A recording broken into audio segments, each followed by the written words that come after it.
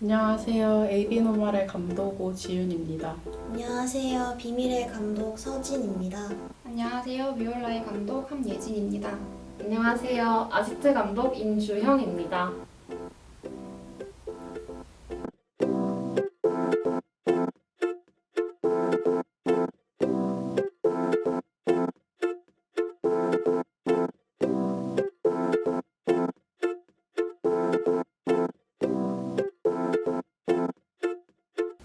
과거의 트라우마로 끊임없이 갈등하는 소수자 캐릭터 이름이 A, 용기 있게 저항하던 소수자 캐릭터는 B, 비소수자 친구 캐릭터의 이름은 C입니다.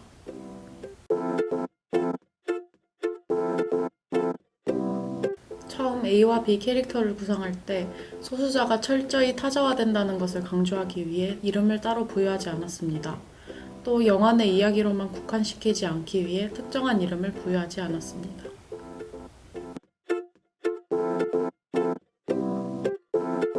초록색은 정답을 의미하고 빨간색은 오답을 의미하기도 하잖아요. 그래서 역설적인 의미로 세상이 정답이라고 규정하는 비소수자의 향을 초록색으로 설정했고 소수자의 상징색을 빨간색으로 설정했습니다.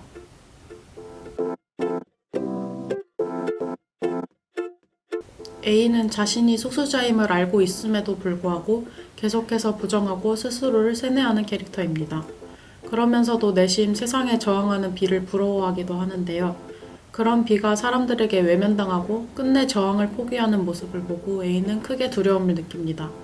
이를 계기로 A는 더욱더 스스로를 부정하고 세뇌해 결국 향수를 뿌리지 않아도 되는 비소수자가 되어버렸다는 의미입니다.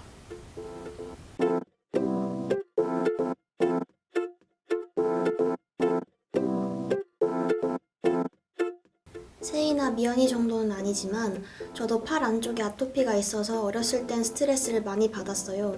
그만큼 신체적인 컴플렉스가 있는 인물들의 심정을 제가 조금이나마 더 잘 대변할 수 있을 거라는 생각에서 시나리오를 쓰게 되었습니다. 특히 팔의 흉터를 가리려고 여름에도 긴 팔을 입는 세이의 모습은 몇 년 전에 저와도 많이 닮아 있어서 표현하기 수월했던 것 같아요.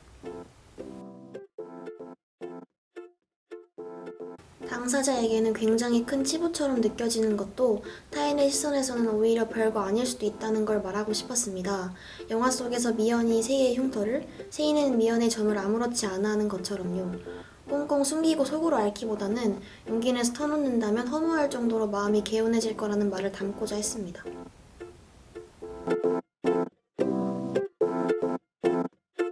첫 영화라서 그런지 현장에서의 예상치 못한 변수들에 당황해서 서툴게 대응했던 게 아쉬움으로 남습니다.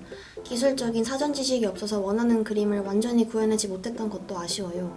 그래도 선배들이 많이 도와주셔서 큰 문제 없이 촬영했던 것 같아 감사한 마음이 큽니다.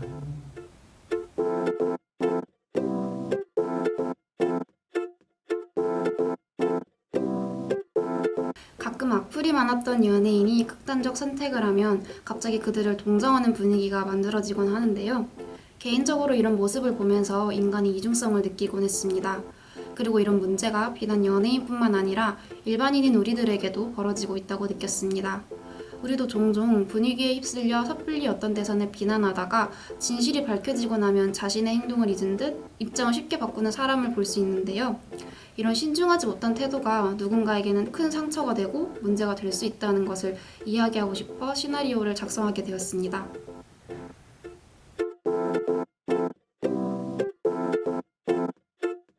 사실 시나리오 작성 단계부터 귀걸이녀에 대한 묘사를 일부러 많이 설정하지 않았습니다. 현재 우리 사회에서 누구든지 귀걸이녀가 될 수 있다고 생각했기 때문입니다. 종종 SNS에 올라온 영상 하나로 몇 호선 땡땡땡녀 이런 타이틀이 붙어져 비난의 대상이 되는 일반인들을 볼 수 있을 겁니다. 대중들은 여론에 휩쓸려 이들을 비난하다 이후 진실이 밝혀지면 자신들의 행동을 정당화하며 오히려 이들을 옹호하고 동정하곤 합니다. 하지만 그들의 입장에선 이러한 옹호와 동정마저도 상처가 되죠. 위올라에는 이렇게 사람들의 이중적인 태도로 상처받는 희생양을 귀걸이녀라는 캐릭터로 나타내며 얼굴을 보여주지 않음으로써 우리 모두가 귀걸이녀가 될 수 있음을 이야기하고 있습니다.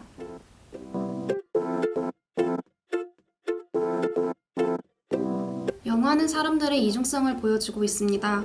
민정이는 복학생을 비난했던 자신의 행동은 합리화하면서 어쩌면 자신과 다를 바 없는 유포자를 오히려 비난합니다. 선아 역시 여론에 휩쓸려 마녀 사냥을 즐기는 민정을 나무라지만 결국 본인도 마녀 사냥을 시작하면서 이중적인 모습을 보여줍니다. 이렇게 영화는 이 둘을 통해 이중적인 모습으로 거짓말을 하나씩 하고 사는 우리들의 모습을 이야기하고 있어 우리 모두 거짓말을 한다 하는 We All Lie를 제목으로 정했습니다.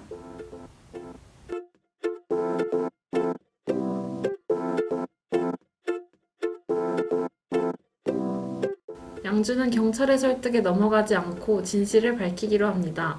영화 마지막 부분의 뉴스 나레이션을 잘 들어보시면 최양주 기자가 사실을 밝혔고 여성 인권 시위에 참여하는 사람이 늘고 있다는 내용이 나옵니다.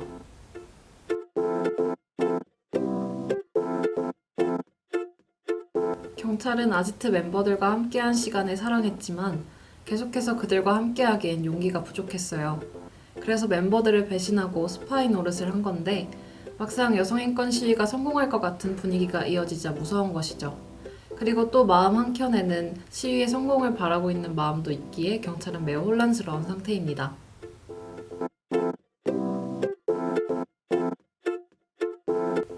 까칠이가 양주에게 진실이 담긴 자료를 보여주면서 똑같이 사람 취급해달라고 싸우는 건데 우릴 무슨 테러범 취급해. 뉴스에서 우리는 테러범 아니면 마녀들이야 라고 말하는 부분이 있는데 이때 화면도 아름답게 잘 나왔고 자신의 인권을 챙기기 위해 적극적으로 행동하는 여성들을 테러범 아니면 마녀라고 부르는 사회 분위기를 비판했다는 것이 좋았습니다.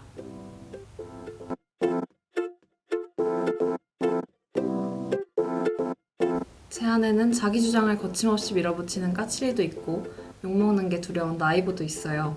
그리고 제 앞에는 여성의 정체성을 부인하는 리더와 끝끝내 제 신념을 지키는 양주라는 두 선택지가 있습니다. 아직 누구와 가장 가깝다고 말할 수는 없지만 전 양주 같은 선택을 하는 사람이 되고 싶어요. 네, 여러분 영화 재밌게 보셨나요? 여러분은 어떻게 느끼셨을지 궁금하네요. 그럼 안녕!